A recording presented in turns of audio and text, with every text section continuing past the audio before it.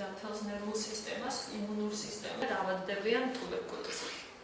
ყველაზე ხშირად ნარკოტიკების მომხმარებლის სიცოცხლეში, სადაც მასმედიის თუ სხვა ნებისმიერი გარემო ფაქტორები ეს წევრებს მათი გადაწყვეტის უნარი თუ რატომ უნდა შეწყვეტოთ ნარკოტიკების მიღების გარეშე ნარკოტიკები ასე უნდა გვახსოვდეს რომ ნარკოტიკი თვითონ ნარკოტიკი ნარკოტიკი რომელიც ეხლა ვიცით რომ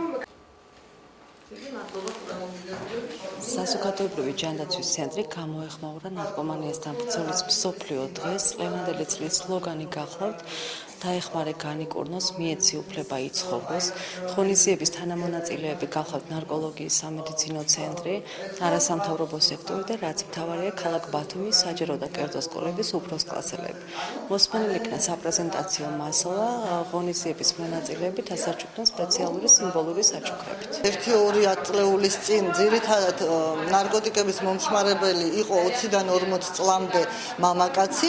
ეხლა ნარკოტიკების მომხმარებას იწყებენ სულ უფრო ადრეული ასაკიდან, მოზარდობის ასაკიდან. შეიძლება ითქვას, რომ 12-14 წელი უკვე სარისკო ასაკია.